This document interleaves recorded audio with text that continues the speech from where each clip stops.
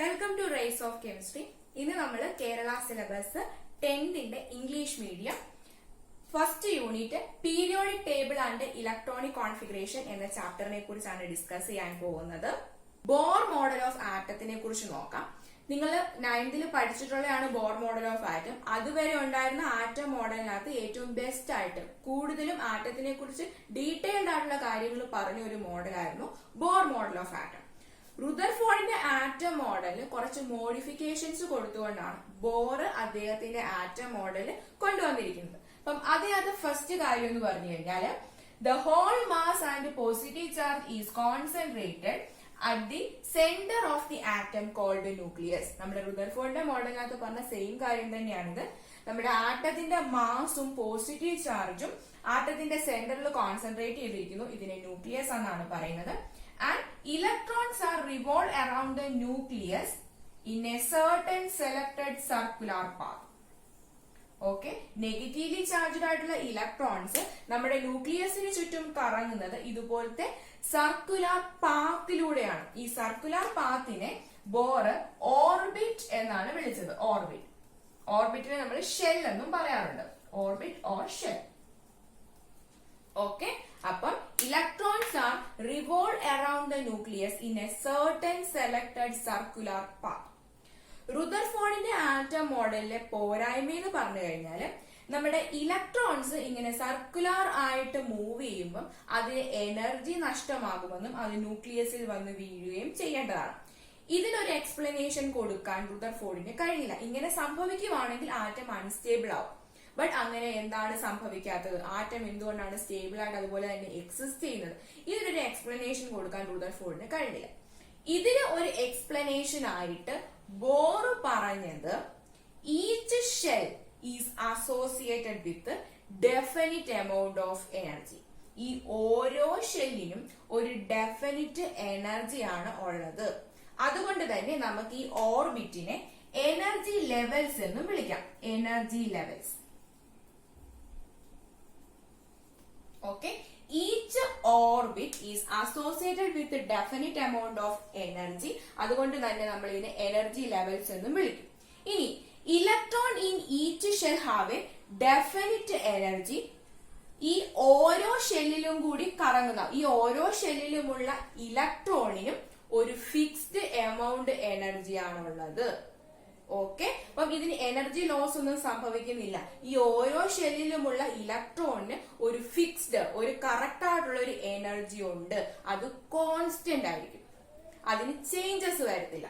ഇനി ഒരു ഓർബിറ്റിൽ നിന്നും വേറൊരു ഓർബിറ്റിലേക്ക് പോകണമെങ്കിൽ ആ ഓർബിറ്റിൽ എത്രയാണോ എനർജി ഉള്ളത് അത്രമാത്രം എനർജി സ്വീകരിക്കുകയും അതല്ലെങ്കിൽ എനർജി ആ ഒരു ഓർബിറ്റിൽ കുറവാണെങ്കിൽ അത്ര എനർജി കളയുകയുമാണ് ചെയ്യേണ്ടത്. ഓക്കെ, അതായത് ഈ ഒരു ഓർബിറ്റിൽ ഇരിക്കുന്ന ഇലക്ട്രോൺ ഈ ഒരു ഓർബിറ്റലിലേക്ക് വരണം. അപ്പം ഇവരുടെ രണ്ടിനും എത്രയാണോ എനർജി വ്യത്യാസമുള്ളത് അതനുസരിച്ചിട്ട് ഊർജം സ്വീകരിക്കുക അല്ലെങ്കിൽ വിട്ടുകൊടുക്കുക ചെയ്തിട്ട് മാത്രമേ ആ ഒരു ഓർബിറ്റലിലേക്ക് പോകാൻ കഴിയുള്ളൂ. ഈ ഒരു പാർട്ട് നിങ്ങൾ +1 ഡീറ്റെയിൽ ആയിട്ട് പഠിക്കും. ഇപ്പൊ നിങ്ങൾക്ക് ആവശ്യമില്ല, ജസ്റ്റ് ഓർത്ത് വെച്ചിരുന്നാൽ മതി. ഈ ഓരോ ഷെല്ലിനും ഒരു പ്രത്യേക ഊർജമുണ്ടെന്ന് ഓർക്കുക. അതുപോലെ ഈ ഓരോ ഷെല്ലിലുമുള്ള ഇലക്ട്രോണിന്റെ എനർജി ഫിക്സ്ഡ് ആണ്, അത് ചേഞ്ച് ചെയ്യുന്നില്ല. ഓക്കെ, ഇനി ശ്രദ്ധിക്കേണ്ട കാര്യം ന്യൂക്ലിയസിൽ നിന്നും അകന്നകന്നു പോകുന്നതിനനുസരിച്ചിട്ട് നമ്മുടെ ഷെല്ലിന്റെ ഊർജം, ഷെല്ലിലെ എനർജി കൂടി കൂടി വരികയാണ് ചെയ്യുന്നത്. Okay, as the distance from the nucleus increases the energy of the shell increases. ന്യൂക്ലിയസിൽ നിന്നുള്ള ഡിസ്റ്റൻസ് ഇൻക്രീസ് ചെയ്യുന്നതിനനുസരിച്ചിട്ട് ഷെല്ലിന്റെ എനർജി ഇൻക്രീസ് ചെയ്യുന്നു. ഓക്കെ, അപ്പം ഈ ഒരു ഷെല്ലിന് നമ്മൾ K, L, M, N ഇങ്ങനെയാണ് നെയിം ചെയ്യുന്നത്. അതായത് K എന്ന് പറയുന്ന ഷെല്ലിനേക്കാളും എനർജി കൂടുതലാണ് L, അതിനേക്കാളും എനർജി കൂടുതലാണ് M, അതിനേക്കാൾ എനർജി കൂടുതലാണ് N എന്ന് പറയുന്ന ഓർബിറ്റിൽ. ഓക്കെ, അപ്പൊ K ഷെല്ലിൽ ഇരിക്കുന്ന ഒരാൾക്ക് L ഷെല്ലിലേക്ക് പോകണമെന്നുണ്ടെങ്കിൽ അവിടെ എനർജി കൂടുതലാണ്, അപ്പം എനർജി സ്വീകരിക്കേണ്ടതായിട്ടുണ്ട്. L എന്ന് പറയുന്ന ഓർബിറ്റിൽ ഇരിക്കുന്ന ഒരാളിന് കെയിലേക്ക് വരണമെന്നുണ്ടെങ്കിൽ കെയിൽ എനർജി കുറവാണ്, അപ്പം എനർജി അവിടെ കളയേണ്ടതായിട്ടുണ്ട്. ഓക്കെ, അപ്പം ഈ ഒരു കാര്യം കൂടെ നിങ്ങൾ ഓർത്ത് വെക്കേണ്ടതാണ്. അതുപോലെ നമ്മുടെ ന്യൂക്ലിയസിൽ നിന്നുള്ള ഡിസ്റ്റൻസ് ഇൻക്രീസ് ചെയ്യുന്നതനുസരിച്ചിട്ട് ഇലക്ട്രോണിന്റെ അട്രാക്ഷൻ, ഇലക്ട്രോണും ന്യൂക്ലിയസും തമ്മിലുള്ള അട്രാക്ഷൻ കുറയുകയാണ് ചെയ്യുന്നത്. ഓക്കെ, അപ്പം നമ്മുടെ ഷെല്ലിന്റെ എനർജി ഡിസ്റ്റൻസ് കൂടുന്നതിനനുസരിച്ച് ഇൻക്രീസ് ചെയ്യുന്നുണ്ട്, പക്ഷെ നമ്മുടെ ഇലക്ട്രോണിന്റെ അട്രാക്ഷൻ കുറയുകയാണ് ചെയ്യുന്നത്. കാരണം നിങ്ങൾക്കറിയാം കെ എന്ന് പറയുന്ന ഒരു ഷെല്ലിലിരിക്കുന്ന ഇലക്ട്രോണിന് ന്യൂക്ലിയസുമായിട്ട് അടുത്താണ്, അപ്പൊ അതിനെ നമുക്ക് സ്ട്രോങ് ആയിട്ട് അട്രാക്ട് ചെയ്യാം. അത് എല്ലിലേക്ക് പോകുമ്പോൾ കുറച്ചുകൂടി ഡിസ്റ്റൻസ് ആവും, അവിടെ അട്രാക്ഷൻ കുറയും. എം എൻ അങ്ങനെ പോകുന്നതിനനുസരിച്ചിട്ട് നമ്മുടെ ഇലക്ട്രോണിനെ അട്രാക്ട് ചെയ്യാനുള്ള അട്രാക്ഷൻ അവിടെ കുറയുകയാണ് ചെയ്യുന്നത്, ന്യൂക്ലിയസുമായിട്ട് അട്രാക്ഷൻ കുറയുകയാണ് ചെയ്യുന്നത്. Okay, as the distance from the nucleus increases, the energy of the shell increases, but the attraction of the electron decreases. Okay, ഇത്രയും കാര്യങ്ങളാണ് ബോർ മോഡലിനകത്ത് ഇമ്പോർട്ടന്റ് ആയിട്ട് പറയാനുള്ളത്. അപ്പം ഈ ഒരു ബോർ മോഡലിന് ശേഷം ഇപ്പൊ നമ്മൾ എത്തി നിൽക്കുന്നത് quantum mechanical model of atom.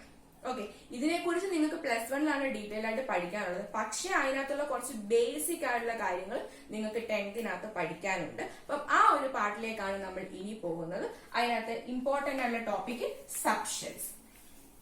Okay, അപ്പം quantum mechanical model of atom എന്നും പറഞ്ഞിട്ട് നിങ്ങൾക്ക് +1 പഠിക്കാനുണ്ടെങ്കിൽ അതിനകത്ത് പോസ്റ്റുലേറ്റ്സ് ഒക്കെ എക്സ്പ്ലെയിൻ ചെയ്യുന്ന കാര്യങ്ങളാണ് ഇനി നമ്മൾ പഠിക്കുന്നത്. അപ്പം ഈ ഒരു പാർട്ട് മുതൽ നിങ്ങൾ ഫസ്റ്റ് ടൈം ആണ്, ആദ്യമായിട്ടാണ് കേൾക്കുന്നത്, അതുകൊണ്ട് ശ്രദ്ധിച്ചിരിക്കേണ്ടതാണ്. ഫസ്റ്റ് നമുക്കത് എന്തൊക്കെയാണെന്ന് നോക്കാം, ബാക്കി ചാപ്റ്ററിന്റെ മുന്നോട്ട് പോകുമ്പോൾ കൂടുതൽ ഡീറ്റെയിൽ ആയ കാര്യങ്ങൾ നിങ്ങൾക്ക് മനസ്സിലാവും. Okay, subshell.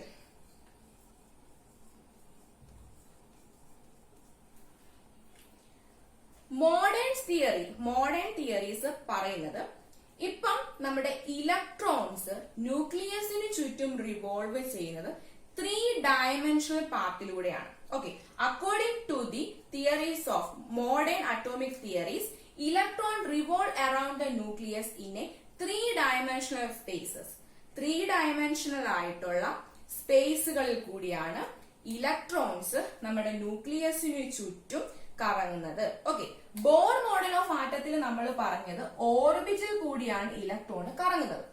പക്ഷെ ഇപ്പോൾ പറയുന്നത് ഇതുപോലെ 2 ഡയമെൻഷണൽ ആയിട്ടുള്ള പാത്തിലൂടെ അല്ല ഇലക്ട്രോൺസ് കറങ്ങുന്നത്, 3 ഡയമെൻഷണൽ ആയിട്ടുള്ള പാത്തിലൂടെയാണ്. ഇപ്പം എക്സാമ്പിൾ ആയിട്ട് പറയുകയാണെങ്കിൽ ഈ ഓർബിറ്റിന്റെ എക്സാമ്പിൾ ആണ് നമ്മൾ വളം, കയ്യിലിട്ടിരിക്കുന്ന വളം എന്ന് വെച്ചിട്ടുണ്ടെങ്കിൽ 2 ഡയമെൻഷനിലൂടെ നമ്മൾ ഈ ഒരു സ്പേസിൽ കാണിക്കും ഇങ്ങനെ കറങ്ങുന്നു എന്നർത്ഥം. ഈ വള ഇങ്ങനെ ഈ ഒരു രീതിയിൽ മാത്രമേ ഇലക്ട്രോൺസിന് കറങ്ങാൻ പറ്റുള്ളൂ. പക്ഷെ ഇപ്പോൾ പറയുന്നത് 3 ഡയമെൻഷണൽ സ്പേസ്, അതായത് ഇപ്പൊ ഫുട്ബോൾ നിങ്ങൾ ആലോചിക്കുക, അല്ലെങ്കിൽ ഓറഞ്ച് ആലോചിക്കുക. ഓറഞ്ചിനകത്ത് സെന്റർ, ആ ഓറഞ്ചിന്റെ സെന്റർ ആണ് നമ്മുടെ ന്യൂക്ലിയസ്. ആ ഓറഞ്ചിന്റെ അത്രയും ഭാഗം ആ ഒരു രീതിയിൽ എവിടെ കൂടെ വേണമെങ്കിലും നമ്മുടെ ഇലക്ട്രോൺസിന് ന്യൂക്ലിയസിന് ചുറ്റും കറങ്ങാം. ഇതുപോലെ സർക്കുലർ പാത്തിലൂടെ അല്ല, 3 ഡയമെൻഷണൽ ആയിട്ടുള്ള സ്പേസിൽ കൂടിയാണ് നമ്മുടെ ഇലക്ട്രോൺസ് ന്യൂക്ലിയസിന് ചുറ്റും റിവോൾവ് ചെയ്യുന്നത്. ഓക്കെ, ബോർ മോഡൽ ഓഫ് ആറ്റത്തിനകത്ത് നമ്മൾ പറഞ്ഞു ഓരോ ഓർബിറ്റിനെയും നമ്മൾ എനർജി ലെവൽസ് എന്നാണ് പറയുന്നത്. പക്ഷെ മോഡേൺ തിയറിക്കകത്ത് പറയുന്നത് ഈ പറഞ്ഞ എനർജി ലെവൽസിൽ തന്നെ സബ് എനർജി ലെവൽസ് ഉണ്ട്. ഈ സബ് എനർജി ലെവൽസിലാണ് ഇലക്ട്രോൺസ് ഫിൽ ചെയ്യുന്നത്. ഓക്കെ, അപ്പം ഇതിനൊരു എക്സാമ്പിൾ ആയിട്ട് പറയുകയാണെങ്കിൽ നമ്മളുടെ ഈ മെയിൻ എനർജി ലെവൽസ് എന്ന് പറഞ്ഞാൽ നമ്മുടെ വീടായിട്ട് നിങ്ങൾ സങ്കല്പിക്കുക. ഓക്കെ, അപ്പം ഈ ഇലക്ട്രോൺസ് വന്ന് ഫില്ല് ചെയ്യുന്ന ഓരോ വീട്ടിലാണ് മെയിൻ എനർജി ലെവൽസിൽ. ഇനി ഈ വീട്ടിലുള്ള ഓരോ ആൾക്കാരും പല പല റൂമുകളിലാണ് കൂടുതൽ ടൈം സ്പെൻഡ് ചെയ്യുന്നത്, പല പല റൂമുകളിലാണ് താമസിക്കുന്നത്. അതുപോലെ ഈ ഒരു മെയിൻ എനർജി ലെവൽസിൽ തന്നെ ചെറിയ ചെറിയ റൂമുകളുണ്ട്, ചെറിയ ചെറിയ സബ് എനർജി ലെവൽസ് ഉണ്ട്. ഇതിനെയാണ് നമ്മൾ സബ് ഷെല്ലുകൾ എന്ന് പറയുന്നത്. ഓക്കെ, അപ്പൊ സബ് ഷെൽ എന്ന് പറഞ്ഞു കഴിഞ്ഞാൽ സബ് എനർജി ലെവൽസ് ആണ്. മെയിൻ എനർജി ലെവൽസിൽ തന്നെയുള്ള സബ് എനർജി ലെവൽസിനെയാണ് നമ്മൾ സബ് ഷെല്ലുകൾ എന്ന് പറയുന്നത്. ഓക്കെ, അപ്പൊ നമ്മുടെ ഓർബിറ്റിലുള്ള സബ് എനർജി ലെവൽസ് ആണ് സബ് ഷെല്ല്. ഓക്കെ, ഈ സബ് ഷെല്ലിനെ നമ്മൾ എസ്, പി, ഡി, എഫ് ഈ ലെറ്റേഴ്സ് കൊണ്ടിട്ടാണ് ഡിനോട്ട് ചെയ്യുന്നത്. ഇതെല്ലാം സ്മോൾ ലെറ്റർ ആണെന്ന് ഓർക്കുക. നമുക്കുള്ള സബ് ഷെല്ലുകളാണ് S, P, D, F. Okay, ഇപ്പൊ ഈ ഒരു നെയിമും കൂടെ നിങ്ങൾ ഓർത്തിരിക്കുക. ഓക്കെ, ഇനി വരുന്ന ഒരു ടേം എന്ന് പറഞ്ഞാൽ ഓർബിറ്റൽ എന്നാണ്. ഓർബിറ്റൽ എന്ന് പറഞ്ഞു കഴിഞ്ഞാൽ 3 ഡയമെൻഷണൽ സ്പേസ് ആണ്. അവിടെ ഇലക്ട്രോണിനെ കാണാനുള്ള പ്രോബബിലിറ്റി മാക്സിമം ആണ്. അതായത് ഇലക്ട്രോണിനെ കാണാൻ സാധ്യത കൂടുതലുള്ള ഭാഗത്തെ നമ്മൾ ഓർബിറ്റൽ, നേരത്തെ നമ്മൾ ഓർബിറ്റ് ആയിരുന്നു പറഞ്ഞത്, ഇപ്പം ഓർബിറ്റൽ. ഓക്കെ, അതായത് ഇപ്പൊ നമുക്ക് പറയാം, നമ്മുടെ അമ്മ, നമ്മുടെ വീട്ടിൽ നമ്മുടെ അമ്മയെ കാണാൻ ഏറ്റവും ചാൻസ് കൂടിയ സ്ഥലം എന്ന് പറഞ്ഞാൽ കിച്ചൺ ആണ്, ഇല്ലേ? നിങ്ങൾ പറയില്ലേ? അതുപോലെ തന്നെ ഈ ഓരോ സബ് ലെവലിലും, ഈ ഓരോ സബ് ഷെല്ലുകളിലും ഇലക്ട്രോണിനെ കാണാൻ ചാൻസ് കൂടുതലുള്ള ഭാഗത്തെ നമ്മൾ ഓർബിറ്റൽ എന്ന് പറയും. Okay, in these sub shell there are regions where there is the maximum probability of finding an electron is called orbital. നമ്മളുടെ ഈ സബ് ഷെല്ലുകളിൽ ഇലക്ട്രോണിനെ കാണാൻ ചാൻസ് കൂടുതലുള്ള ഭാഗത്തെ നമ്മൾ ഓർബിറ്റൽ എന്നാണ് പറയുന്നത്. അപ്പം ഈ ഒരു കാര്യം കൂടെ നിങ്ങൾ ഓർത്തു വെക്കേണ്ടതാണ്. അപ്പം ആദ്യം പറഞ്ഞത് സബ് ഷെൽ. സബ് ഷെൽ എന്ന് പറഞ്ഞാൽ മെയിൻ എനർജി ലെവലിൽ തന്നെയുള്ള സബ് എനർജി ലെവൽസ് ആണ് സബ് ഷെൽ എന്ന് പറയുന്നത്. എസ്, പി, ഡി, എഫ് വെച്ചിട്ട് നമ്മൾ അതിനെ ഡിനോട്ട് ചെയ്യുന്നു. ഇനി ഈ സബ് ഷെല്ലിനകത്ത് ഇലക്ട്രോണിനെ കാണാൻ പ്രോബബിലിറ്റി കൂടുതൽ, ചാൻസ് കൂടുതലുള്ള ഭാഗത്തെ നമ്മൾ ഓർബിറ്റൽ എന്ന് പറയും. ഓക്കെ, ഇനി ഒരു ഓർബിറ്റലിൽ കൊള്ളാവുന്ന പരമാവധി ഇലക്ട്രോണിന്റെ എണ്ണം 2 ഇലക്ട്രോൺ ആണ്. ഒരു ഓർബിറ്റലിൽ കൊള്ളാവുന്ന പരമാവധി ഇലക്ട്രോണുകളുടെ എണ്ണം 2 ഇലക്ട്രോൺ ആണ്. ഇത്രയും കാര്യങ്ങൾ നിങ്ങൾ ഓർത്തു വെക്കേണ്ടതാണ്. ഇനി നമുക്ക് ഓരോ സബ് ഷെല്ലിലും എത്ര ഓർബിറ്റൽ ആണുള്ളത്, അതുപോലെ അതിന്റെ ഷേപ്പ് എങ്ങനെയാണ്, ഈ ഒരു കാര്യം കൂടി നോക്കാം. ഓക്കെ, നമ്മുടെ ഫസ്റ്റ് സബ് ഷെല്ലാണ് S sub shell. S sub ഷെല്ലിന് ഒരൊറ്റ ഓർബിറ്റ് മാത്രമാണുള്ളത്, ഒരു ഓർബിറ്റൽ. ഒരു ഓർബിറ്റൽ ആണ് എസ് എന്ന് പറയുന്ന സബ് ഷെല്ലിന് ഒരൊറ്റ ഓർബിറ്റൽ മാത്രമാണുള്ളത്. അപ്പൊ നിങ്ങൾക്കറിയാം, ഒരു ഓർബിറ്റൽ എന്ന് പറഞ്ഞാൽ 2 ഇലക്ട്രോൺ ആണ്. അതുകൊണ്ട് തന്നെ എസ് സബ് ഷെല്ലിൽ കൊള്ളാവുന്ന മാക്സിമം നമ്പർ ഓഫ് ഇലക്ട്രോൺ എന്ന് പറഞ്ഞു കഴിഞ്ഞാൽ 2 ഇലക്ട്രോൺ വരും. ഓക്കെ, അപ്പം എസ് സബ് ഷെല്ലിന് 1 ഓർബിറ്റലേ ഉള്ളൂ. അതിനകത്ത് കൊള്ളാവുന്ന maximum number of electron 2 electron ആണ്. എസ് സബ് ഷെല്ലിന്റെ ഷേപ്പ് എന്ന് പറയുന്നത് സ്പെറിക്കൽ ഷേപ്പ് ആണ്. സ്പെറിക്കൽ സ്ട്രക്ചർ ആണ് നമ്മുടെ എസ് ഓർബിറ്റലിൽ വരുന്നത്. X, Z, Y. ഓക്കെ, 3 ആക്സിസിൽ കൂടി 3 ഡയമെൻഷനിലും കൂടിയാണ് റൊട്ടേറ്റ് ചെയ്യുന്നത്. സ്പെറിക്കൽ ഷേപ്പ് ആണ് നമ്മുടെ എസ് ഓർബിറ്റലിനുള്ളത്. നിങ്ങൾ ഓറഞ്ച് ഒക്കെ സങ്കല്പിച്ചാൽ മതി. ഓക്കെ, അടുത്ത സബ് ഷെല്ലാണ് P sub shell. P sub ഷെല്ലിന് 3 ഓർബിറ്റലുകളുണ്ട്. 3 ഓർബിറ്റലുകളാണ് പി എന്ന് പറയുന്ന സബ് ഷെല്ലിനുള്ളത്. അതുകൊണ്ട് തന്നെ നിങ്ങൾക്ക് പറയാം, പി സബ് ഷെല്ലിൽ കൊള്ളാവുന്ന മാക്സിമം നമ്പർ ഓഫ് ഇലക്ട്രോൺസ് വരുന്നത് 6 ഇലക്ട്രോൺ. ഓക്കെ, ഒരു ഓർബിറ്റലിനകത്ത് കൊള്ളാവുന്ന പരമാവധി ഇലക്ട്രോൺ 2 ആണ്. 3 ഓർബിറ്റൽ വരുമ്പോൾ 6 ഇലക്ട്രോൺ വരും. ഓക്കെ, നമ്മുടെ 3 പി ഓർബിറ്റൽ ആണ് P X, P Y and P Z. Okay, 3 P orbitals ആണ് ഞാൻ എഴുതിയിരിക്കുന്നത്. ഇതിനകത്ത് പി എക്സ് എന്ന് പറയുമ്പോൾ അതിന്റെ ഷേപ്പ് എന്ന് പറയുന്നത് ഡംബൽ ഷേപ്പ് ആണ്. ഇത് എക്സ് ആക്സിസ്. പി ഓർബിറ്റലിന് ഡംബൽ ഷേപ്പ് ആണുള്ളത്. ഇതാണ് നമ്മുടെ പി എക്സ് എന്ന് പറയുന്ന ഓർബിറ്റൽ.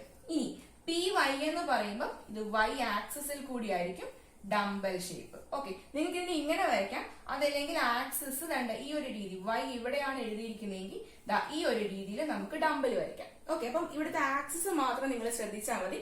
ഇതാണ് P Y. And P Z എന്ന് പറയുമ്പോൾ ഇസഡ് ആക്സിസ് ആണ് ആൻഡ് ഡംബൽ ഷേപ്പ്. ഓക്കെ, അപ്പൊ പി എന്ന് പറയുന്ന സബ് ഷെല്ലിന് 3 ഓർബിറ്റലുകളുണ്ട്. ഈ 3 ഓർബിറ്റലാണ് P X, P Y, P Z. അത് പി എക്സിന്റെ ഷേപ്പ് ആണ് ഞാൻ വരച്ചിരുന്നത് ഡംബൽ ഷേപ്പ്. അത് എക്സ് ആക്സിസിൽ കൂടിയാണ് ഇലക്ട്രോൺ ഓറിയന്റ് ചെയ്യുന്നത്. ആൻഡ് പി വൈ എന്ന് പറയുന്നത് Y axis. And P Z എന്ന് പറയുന്നത് ഇസഡ് ആക്സിസിൽ കൂടിയാണ് ഇലക്ട്രോൺസ് നമ്മുടെ ന്യൂക്ലിയസിന് ചുറ്റും കറങ്ങുന്നത്. ഓക്കെ, ഈ ഒരു കാര്യം കൂടെ നിങ്ങൾ ഓർത്തു വെക്കാം. അടുത്ത സബ് ഷെല്ലാണ് D sub shell. D sub shell, D എന്ന് പറയുന്ന സബ് ഷെല്ലില് 5 ഓർബിറ്റലുകളാണ് ഉള്ളത്. 5 ഓർബിറ്റൽ. ഓക്കെ, ഈ 5 ഓർബിറ്റൽ ആയതുകൊണ്ട് തന്നെ നമുക്ക് പറയാൻ പറ്റും ഡിയിൽ കൊള്ളുന്ന പരമാവധി ഇലക്ട്രോണുകളുടെ എണ്ണം 10 ഇലക്ട്രോൺ വരും. 10 ഇലക്ട്രോൺ ആണ് ഡി എന്ന് പറയുന്ന സബ് ഷെല്ലിലുള്ളത്. അടുത്ത സബ് ഷെല്ലാണ് എഫ് സബ് ഷെല്ല്. ഇതിനകത്ത് 7 ഓർബിറ്റലുകളാണ് ഉള്ളത്. 7 ഓർബിറ്റൽ. അതുകൊണ്ട് തന്നെ ഇതിനകത്ത് കൊള്ളാവുന്ന പരമാവധി ഇലക്ട്രോണിന്റെ എണ്ണം എന്ന് പറയുന്നത് 14 ഇലക്ട്രോൺ വരും. ഓക്കെ, അപ്പം ഡി എന്ന് പറയുന്ന സബ് ഷെല്ലിന് 5 ഓർബിറ്റൽ, എഫിന് 7 ഓർബിറ്റൽ ആണ് ഉള്ളത്. ഇതിന്റെ രണ്ടിന്റെയും ഷേപ്പ് നിങ്ങൾക്ക് ഇപ്പോൾ പഠിക്കാനല്ല, +1 ഉള്ളൂ. കുറച്ചുകൂടെ കോംപ്ലിക്കേറ്റഡ് ആയിട്ടുള്ള ഒരു സ്ട്രക്ചർ ആണ്. അതുകൊണ്ട് ഇതിന്റെ എത്രയാണോ ഓർബിറ്റ്, അതുപോലെ എത്ര ഇലക്ട്രോൺ ആണ് അതിനകത്ത് ഫില്ല് ചെയ്യുന്നത്, ഈ ഒരു കാര്യം മാത്രം ഓർത്ത് വയ്ക്കാം. അപ്പം എസ് എന്ന് പറയുന്ന സബ്ഷനിൽ ഒരൊറ്റ ഓർബിറ്റിൽ മാത്രം, പിക്ക് 3 ഓർബിറ്റില്, ഡിക്ക് 5 ഓർബിറ്റില്, എഫിന് 7 ഓർബിറ്റില്. നമ്മൾ ഇനി സബ്ഷൽ ഇലക്ട്രോൺ വിന്യാസം, സബ്ഷൽ ഇലക്ട്രോണിക് കോൺഫിഗറേഷനെ കുറിച്ചാണ് നെക്സ്റ്റ് ടോപ്പിക് ആയിട്ടൊക്കെ വരുന്നത്. അവിടേക്ക് വരുമ്പോൾ നിങ്ങൾക്ക് ഈ ഒരു ഭാഗം കൂടുതലും ഡീറ്റെയിൽഡ് ആയിട്ട് മനസ്സിലാവും. ഇപ്പൊ നിങ്ങൾ എന്താണ് ഇതൊന്ന് ജസ്റ്റ് ഒന്ന് ഓർത്തു വെക്കുക മാത്രം ചെയ്യുക. ഇതിനുശേഷം ഞാൻ തരുന്ന നോട്ട്സും കൂടി നിങ്ങളൊന്ന് വായിച്ചു നോക്കി ഇത്രയും കാര്യങ്ങളൊന്ന് മനസ്സിലാക്കി വെക്കാം. നിങ്ങൾക്ക് ഈ പറഞ്ഞതിനകത്ത് എന്തെങ്കിലും ഡൗട്ട് ഉണ്ടെങ്കിൽ അത് താഴെ കമന്റ് ആയിട്ട് ചോദിക്കാവുന്നതാണ്. കൂടുതൽ കെമിസ്ട്രി റിലേറ്റഡ് ടോപ്പിക്കിന് വേണ്ടിയിട്ട് ഈ ഒരു ചാനൽ സബ്സ്ക്രൈബ് ചെയ്യുക. Thank you.